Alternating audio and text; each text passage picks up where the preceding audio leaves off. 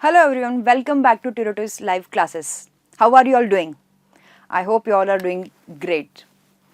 So, we are studying about chemical equations and different types of reactions. Okay. So, in our last class, we have started with some types of chemical reactions, right? I just introduced you all with some different types of chemical reactions, such as what combination reaction. Then we studied about decomposition reaction. Then I talk a little bit about displacement reaction, the double displacement reaction. Then we studied about, like, it was not properly delivered, but we talked about precipitation reaction, oxidation, reduction, and what exothermic, endothermic, these types of reactions we talked about. But in the last class, before that, like, I just have a small question. We covered that the information a chemical equation can give us. So what is that information? Can anyone tell me? For revision sake, I would like to ask this question to you all. Like, if we are provided with a chemical reaction, exactly what are those, things, or what do we understand from any chemical reaction? This is what is my simple question to you all. Okay? Are you all able to revise it, recall it? Okay, so some students are saying that reactants are giving products. That is what is the first information which we can figure out. Good. Apart from that, states of matter. Do you remember we are mentioning their solid or liquid or gaseous or any states which is there for that particular compound, be it on the LHS or RHS, right? Apart from that, the chemical conditions which we need, it can be a temperature, increase in temperature or decrease in temperature, right? Or a supply of any pressure. Or there are some typical reactions where we need, a sunlight. In the presence of sunlight, reactions are taking place, such as what? Photosynthesis, right? Apart from that, we have studied about the relationship, like mass to mass relationship. Specific mass of reactants are going to produce or give you a specific masses of products. Same goes with volume. Okay, that's why we say that is volume relationship. Okay, just let me revise what we have learned. Okay, so we learn about the information obtained from any chemical reaction.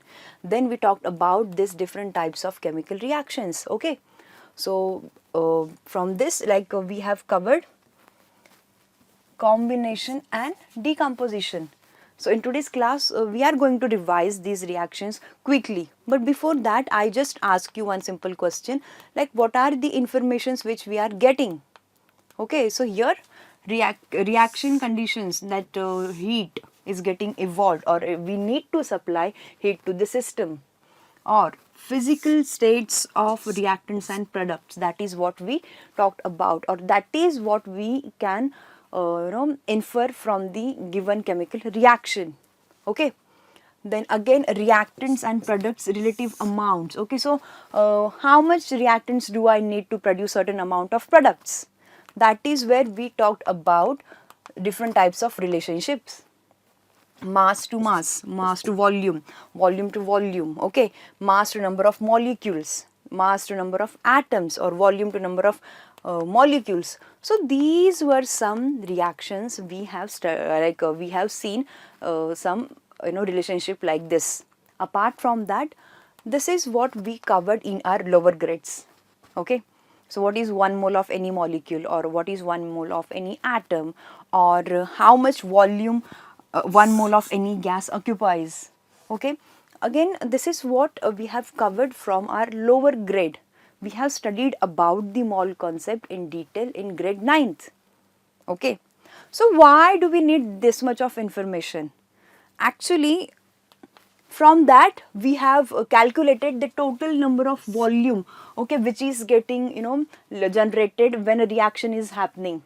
These relationships are helpful for us to calculate the weight volume of reactants of, or of products, or masses of products or reactants. Of course, we can calculate the number of molecules of particular products which are getting formed. Okay, So this is what we have studied in the last class. I hope you all are able to recall. I advise you all, whenever we are finishing the class, just go through the notes which you have taken. Okay, and again, this is a very common instruction for you all. Grab your pen and notebook, and wherever you feel, okay, this is what is something new and I am supposed to make a note of this, please do that. You should have your micro notes. Do not just sit for the lecture and it's not a show, right? It's not for entertainment. Definitely our classes will be completely with fun and some learning also, but we need to make a note of all the things which you are, or all the concepts which you are learning. Okay, so when class finishes, you can easily go through it and revise whatever you have understood. All right, great.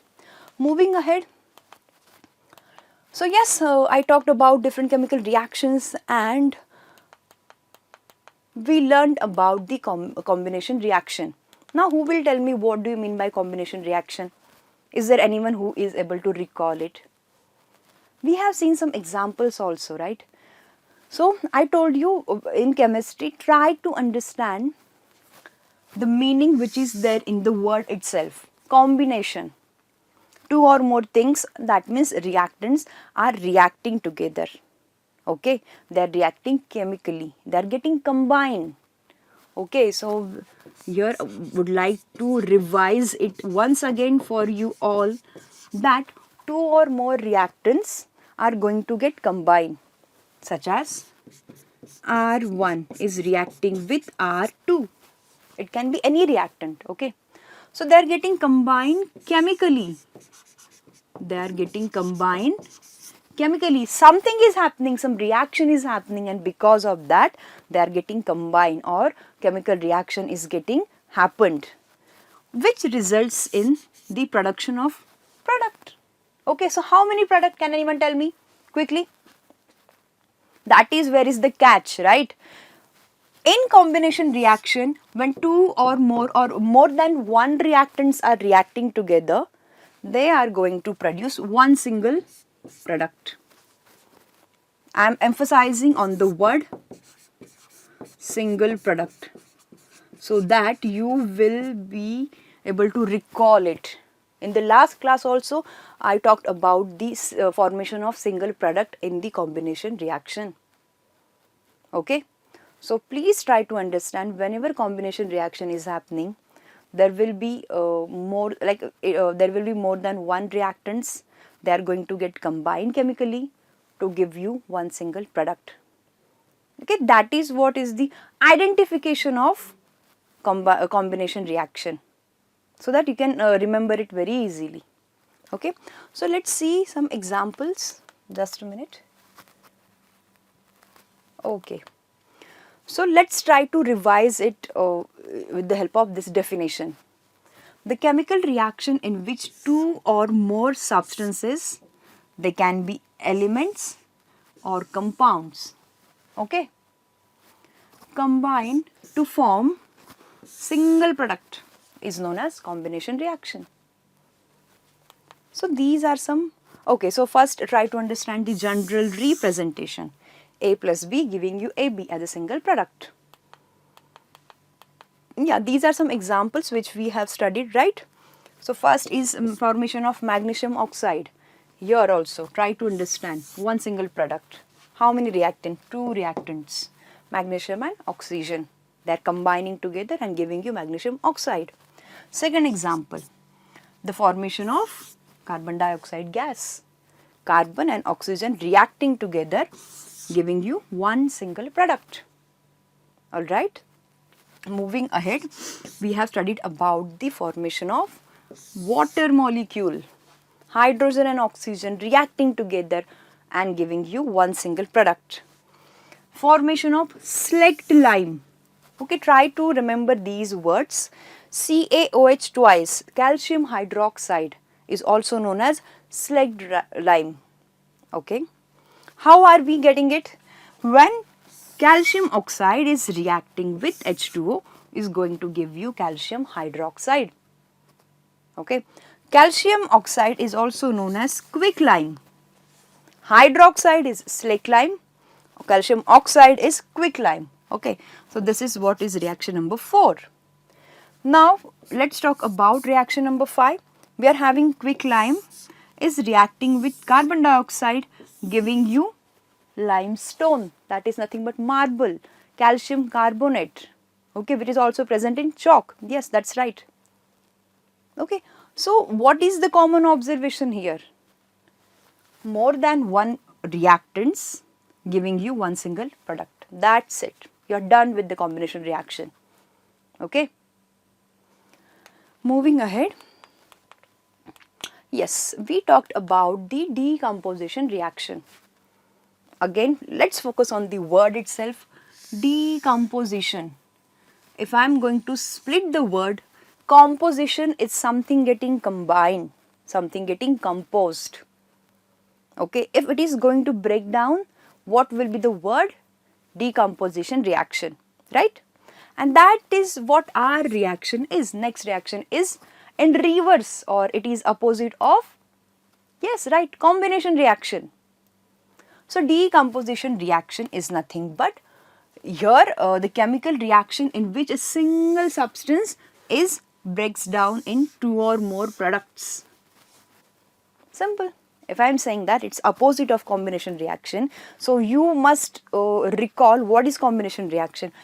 Combination reaction is nothing but chemical reaction between more than one reactants to give you one single product. Now let's talk about the decomposition reaction. Decomposition reaction is in which a single substance, see this is a single substance, okay, breaks down. It breaks down into many other products. Of course, this is your combination chemical reaction. This is your decomposition. Okay, got it? These are some general formulas or general reactions. So with the help of these reactions, you will be able to understand different types of chemical reactions quickly. Okay, follow till here. Let's move ahead. Yeah, this is what is general representation. We just now talked about it. Then decomposition reaction are reverse of combination reaction. Okay. Now these are some examples. If you'll see the trend or what do you observe? It's a one single substance. Ferrous sulfate, PbNO3 twice, CaCO3. These are one single substances or reactants. They are getting decomposed. They are getting broken down into more than 2 or more than 2 substances. These are products. These are what? Products, right? So this is what is your decomposition reaction is. Till here, is there any doubt? Is there any confusion? We have just revised the reactions which we have already learned in the last session. All right. Now let's move ahead. Whenever we talk about decomposition reaction, see it's very simple or it's very obvious. If you are going to break down a single substance, you are going to get help of something, or you are going to get help of some chemical conditions. You need some extra amount of energy to break that one single substance, right? So what that extra amount of energy will be, or based on the sources through which we are supplying energy to break down the one single substance, we have like a proper classification of decomposition reactions, or in simple word I can say we are having different types of decomposition reaction. Okay, so what are those? We are having thermal decomposition. Okay, then we are having photochemical decomposition. Third, we are having electrolytic decomposition. It's not easy to break a single substance, or right? So in chemistry, we are going to provide some different chemical conditions, and based on that, we are having different chemical reactions. Thermal decomposition, photochemical decomposition, electrolytic decomposition. Now do not get panic, though they look very big words, but they are very easy to understand. So let's try to understand these different types of decomposition one by one. So first is thermal decomposition. Now again, I always emphasize on the word itself. Thermal, it is related with, or it is related to temperature. It is related to temperature. We are definitely going to provide some temperature. That's all. That's right. Okay. So here, the decomposition reactions which are carried out by the supply of heat energy. Okay. So definitely there will be supply of heat energy to break down that one single substance into many. Okay, so you are going to hit up the reaction, you are going to increase the temperature of the system, and that's why the word thermal. The decomposition is getting happened by increase in the heat supply. Okay, that is what is thermal decomposition. And this is nothing but what? Like this is the proper definition of thermal decomposition. So make sure that you are going to write the definition of thermal decomposition with the appropriate keywords which are involved in the definition. Okay, I repeat. The decomposition reactions which are carried out by the supply of heat energy. Always try to understand thermal, it is something related to heat energy which is related to temperature. So here we are going to increase the heat, we are going to increase the temperature in the system to break down the reactant, a single reactant. Okay. See, let's try to understand this chemical reaction. This is what is your calcium carbonate. Again I can say, I'll write the word limestone. Slowly try to get used to with these words which we use in chemistry. CaCO3, that is marble, calcium carbonate, but it has another name, limestone. Okay. So now if we want to break down calcium carbonate, here we have written heat. Okay, there will be extra supply of heat. The temperature of the system will be very high, and because of the extra supply of heat, you are going to break down calcium carbonate into calcium oxide, and there is liberation of carbon dioxide gas. So what you have done, you have decomposed one substance into many. How? By supply of heat. Got it? So this is what is thermal decomposition. Okay, now moving ahead, we are having second type of decomposition which is nothing but photochemical decomposition. Definitely we are going to break down one reactant, but with the help of light. Photo is related to light, right? So let's try to understand the definition of it, exact definition of it. The decomposition reactions which are carried out by the supply of light energy. Earlier we supplied heat energy by increasing the temperature of the system, right? Here we are going to use another form of energy which is light energy. With the help of light energy, we are going to break down the substance, we are going to decompose the substance, and that's why it is known as what? Photochemical decomposition reaction. So there is a very simple way to try to understand the definition of this photochemical composition only when you know the word or the meaning of this word, photochemical. So in that particular chemical reaction, light energy is being utilized to break down one single substance into many other products. Okay. So let's try to understand some example here. We are having something called as silver chloride, which is white in color. Now in the presence of sunlight, we are getting separation of, or silver chloride is getting broken down into two substances, that is silver and chlorine gas, which is yellowish in yellowish green in color, whereas your silver is grayish white. Okay, so this is happening in the presence of sunlight, and that's why we say this is nothing but a photochemical reaction. Just to revise it once again, I am giving you another example. We are having silver bromide, AgBr, which is pale yellow in color. Okay, silver chloride is white, silver bromide is pale yellow in color. Again, this reaction needs sunlight, and we are having two products, silver and bromine gas, which is red brown in color, and silver is grayish white in color. Okay, so this is nothing but examples of photochemical decomposition. Okay. Again, we are having hydrogen peroxide, H2O2. Now, to break down this substance, we need sunlight, which is giving us water and evolution of oxygen gas. Got it? Is there any confusion? Is there any doubt?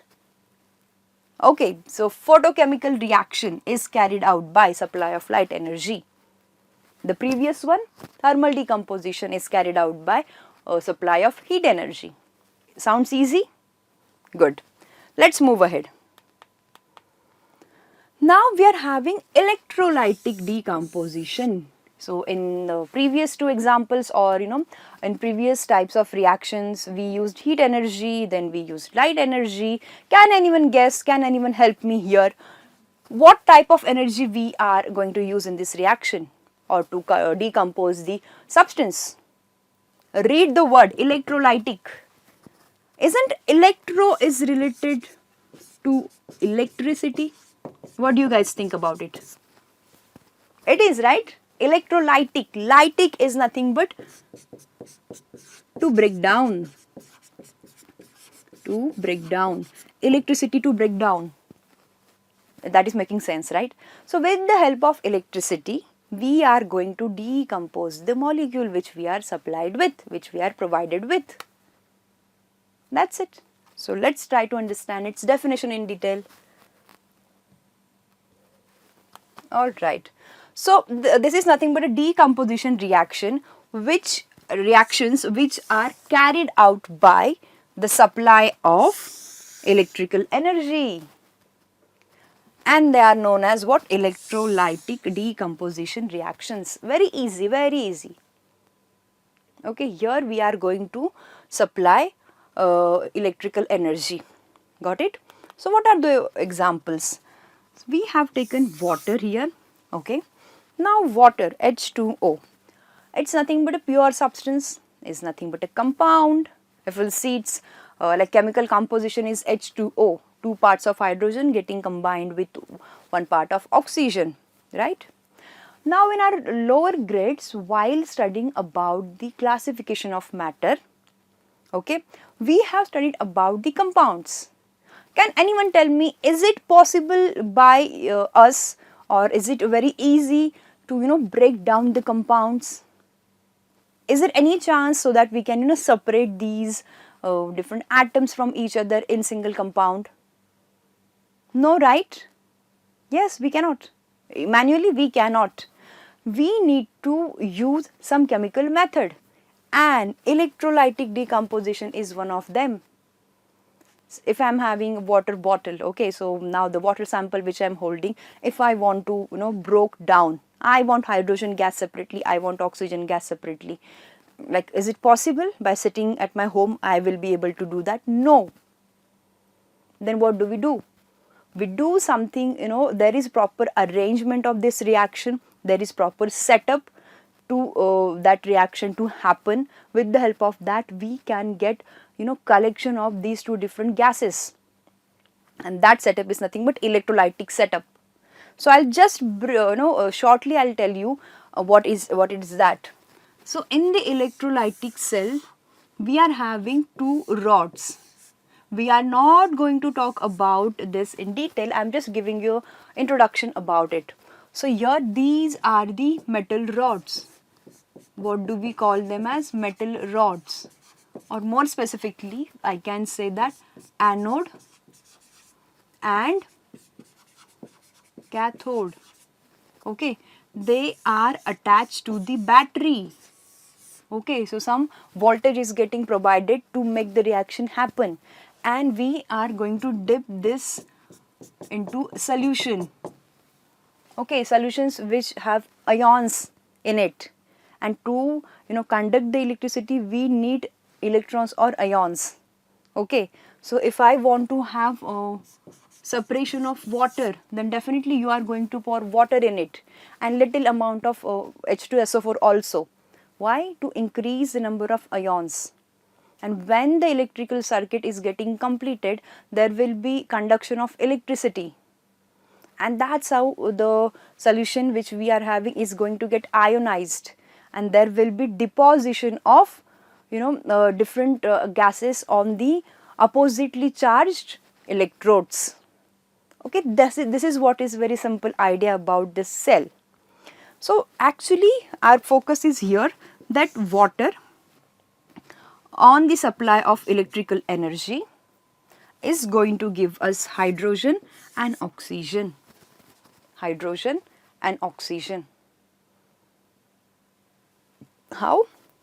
On supply of electrical energy, and this is what is the complete setup. Soon we are going to talk about electrolytic cell, how this happens and what is the exactly mechanism, how are we going to collect these gases, etc, etc. Okay, that is little bit advanced, but right now all you have to understand is that electrolytic decomposition is nothing but a type of decomposition reaction, okay, where we are going to supply the electrical energy to break down the one single substance into its products. Okay, all right. I hope there is no confusion so far. Am I going too fast? What do you all think? Like till here, are you all able to follow me? Is there any doubt? Is there any confusion? Okay. Okay, seems like that class is going well till now. All right, let's move ahead. Now we are having the next type of reaction, that is displacement reaction. We have completed combination reaction, then we talked about decomposition reaction. In decomposition reaction we have covered thermal decomposition, then we learn about photochemical decomposition and electrolytic decomposition. Now this is third type of chemical reaction, that is what? Displacement reaction. Now again focus on the word displacement. Something is getting displaced. That's what I can read from that word. Something is getting displaced. Okay, one substance is coming and it is taking place like it is taking place of the other substance. Okay, yeah, that's what actually we are going to see here. See, what is it, a proper definition of it? The chemical reaction in which a more reactive element displaces a less reactive element is known as from its compound or salt is known as displacement reaction. I'll explain it with the help of this general representation. Suppose we are having salt. AB is a salt. Okay, and in this salt A is your one metal. It can be sulfate, it can be chloride, etc. The different group will get attached to the metal, and that's how we get salt basically. This is one metal. So this metallic salt is going to react with, if this is metal 1, this is metal 2. Okay, metal 2, metal 1, this is metallic salt. Now there is some reaction which is happening. What is that? So if you see carefully, AB has now become BD. Try to understand. AB is become BD. Can you tell me who has replaced whom?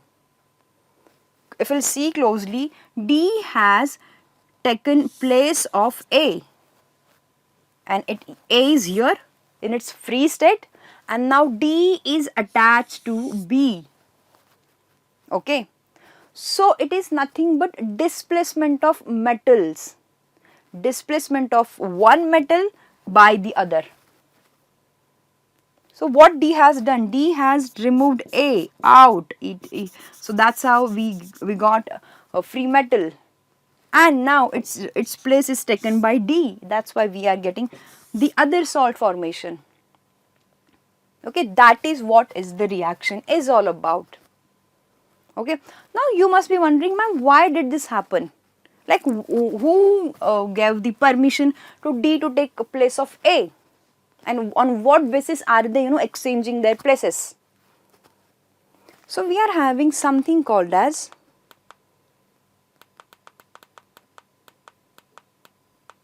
metal reactivity series. Metal reactivity series. It is a series of reactivity of metals. Okay. So in chemistry, scientists have studied about the reactivity, or I can say strength or ability to react. That is what is being studied by scientists for metals, and depends on their reactivity, we are having a proper series, okay, from top to bottom. Okay, so what is the trend here? The reactivity is getting decreased. If you'll see, the arrow is saying that the reactivity of these metals is getting decreased as we move from top to bottom. Okay, and of course reactivity is increasing as we move from bottom to top. So here are some list of the metals: potassium, sodium, beryllium, calcium, magnesium, aluminium, zinc, iron, nickel, tin, lead, hydrogen, copper, then we are having mercury, then Ag, Pt, Au. So these are the metals, and we have arranged them according to or on basis of their ability to react. That means we are having actually some groups here. Okay, so first group is highly reactive metals. These metals are highly reactive in nature. These metals are moderately reactive in nature. And the last one is least reactive. Last one is least reactive metals. So this is nothing but a metal reactivity series. So what it tells? It tells that if I am taking example of, just a minute. Alright, it's here. So if I am talking about copper, okay, and if I am asking you to focus on sodium, can anyone tell me who is more reactive, sodium or copper? See the trend, reactivity is decreasing when we are moving from top to bottom. Yes, sodium is highly reactive than copper. Okay, let me give you one example, magnesium, and we'll talk about lead. So just look at its position, where it locates. It locates on the top. So magnesium is more reactive than lead, right? If I am talking about potassium and we are having aurum, so it's very easy, right? Potassium is very reactive than your aurum is very least reactive. So this is what is metal reactivity series, and that's how we say these are the metals who have got their own strength to react. Okay, so based on that, a displacement of metals is happen. Are you all able to follow? Okay, just I'll quickly give an example. If I'm having sodium salt, okay, let's suppose where it is a sodium salt, a general example, and I'm having, let's say, zinc. So what will be the reaction? Can anyone tell me? We're having zinc. Now carefully see where zinc locates. It locates down to zinc, sodium, right? Sodium is up above. So is there any chance that reaction will proceed further? No. No reaction will happen. But if I am changing the situation, let's suppose we are having what? A zinc. So any zinc salt is reacting with sodium. So now I know it's quite superior. It's more stronger, or the strength of sodium is stronger than the strength of zinc. Then easily it can displace it. Sodium can easily displace zinc, and that's how I'm going to get NaX, like the displacement will be there. Displacement between two metals, which is based on their ability to react, which is based on their strength. Got it? So this is what is the logic when displacement reaction happens. Okay, if anyone wants to draw it quickly, I am giving you some time. Quickly you can just write the whole series.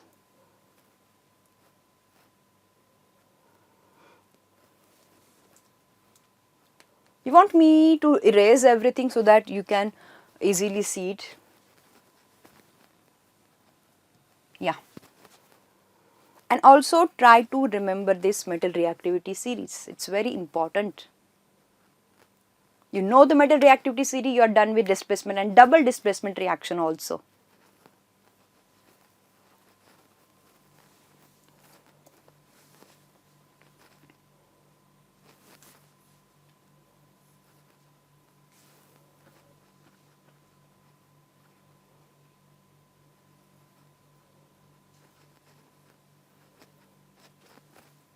Done?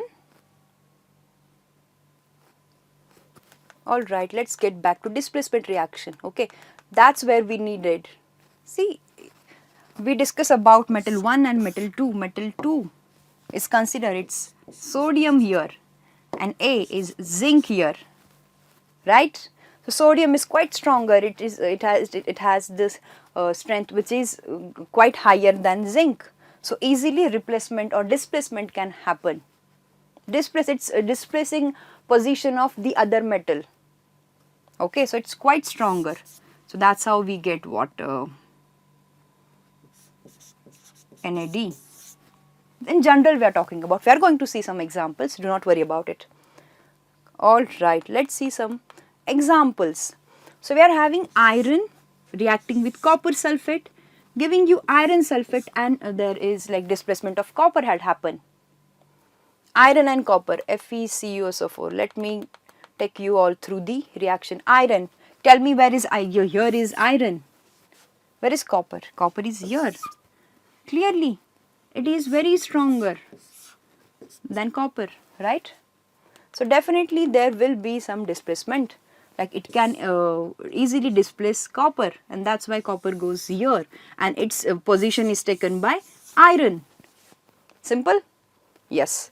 Now zinc is reacting with FeSO4. Again, I would like to take you all. Where is zinc? Zinc is here. Zinc is reacting with FeSO4. Where is Fe? Fe is below to zinc. It becomes superior now.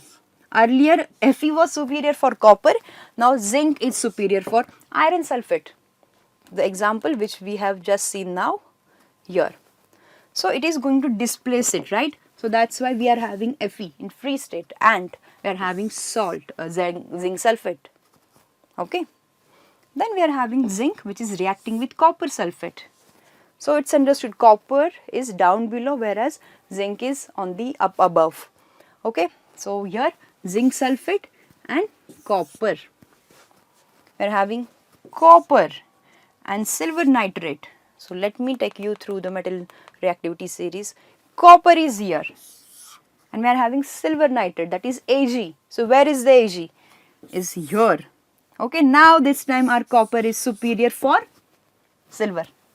Okay, so definitely it can replace it from the solution which we are having, that is what silver nitrate. So we are with copper nitrate and silver. Easy, it sounds easy. See, that's what I said, though it will look very, bigger reactions or something, but it's very easy once you know the trick or the logic why it is happening in this way. Metal reactivity is the key. So try to remember it thoroughly. Okay, quickly note down some examples of displacement reaction.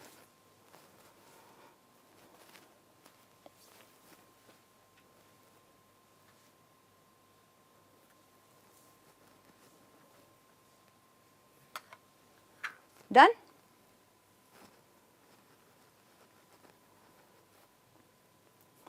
Alright, let's move ahead. Okay, once we have like understood what is displacement reaction, the second reaction which we are having is what? Double displacement chemical reaction. Double displacement. So this word itself says that okay, something is going to happen 2 times here. What that something is? Displacement. So let's quickly get to the definition first. The chemical reaction in which two compounds react by exchange of ions and results in the formation of two new compounds is known as double displacement reaction. I repeat, the chemical reaction in which two compounds react by exchange of ions and results in the formation of two new compounds, that is what we referred it as double displacement reaction. Quickly try to understand it with the help of general representation. So AB and CD, these are two different compounds which we are provided with. Now carefully see, the product is AC and BD. If we'll see, A and C has formed AC. Okay, that means it has taken the place of D. D now is going to take, I'll use the other color so that you will remember it very easily. Now why D would like to stay alone?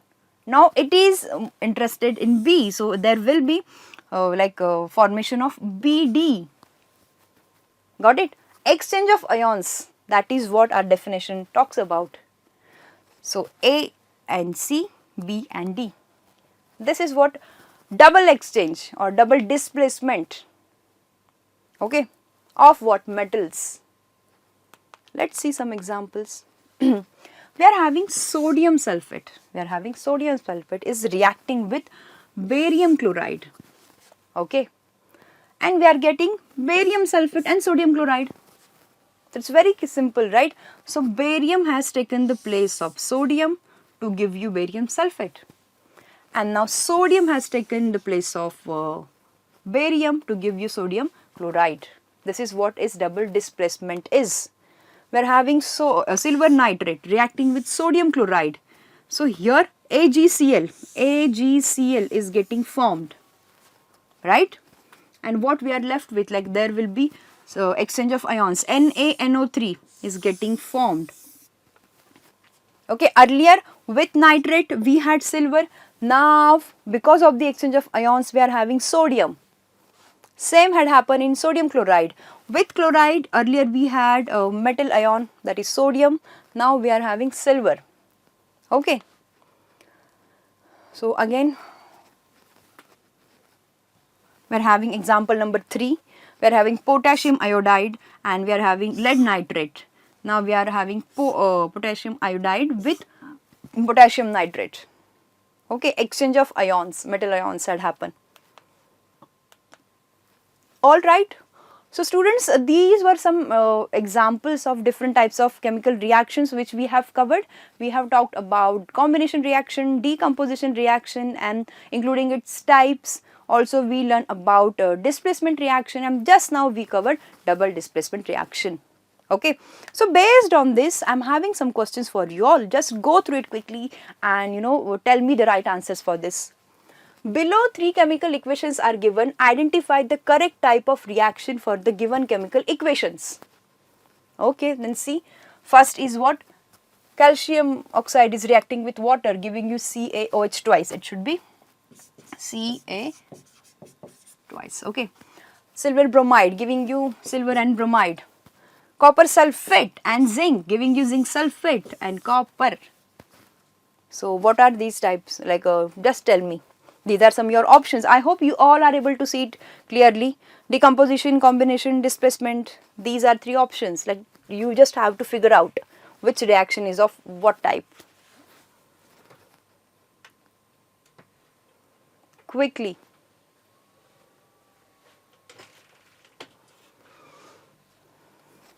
Are you all ready with your answers? Keep typing.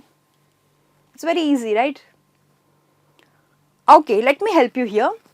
So, calcium oxide reacting with water giving you calcium hydroxide. More than one reactant giving you one single product. Which type of reaction? Combination, right? So, this becomes your combination reaction. Combination reaction, right? Then silver bromide is getting broken down into 2 substances or into 2 products. So, it is nothing but reverse of combination is Decomposition. Very good. It is decomposition. Okay. Moving ahead. Copper sulfate is reacting with zinc. And now something had happened. So displacement had happened. Zinc has taken the place of copper. So I'll write the name of this reaction which we have covered just now. Displacement. So combination, decomposition, displacement. Which one is the correct answer here? Combination, then we are having what? Okay. Combination, decomposition and displacement. Based on this, option B is the correct answer. Okay, I hope you all have, I can see like some of you have typed in the chat box, that's great. Okay, so yeah, that was all about it. See, in today's class we have understood different types of chemical reactions, and based on this I have kept some some questions for you all. Okay, in our upcoming class we are going to see those questions also. But till then, you just keep studying the types of different chemical reactions which we have covered.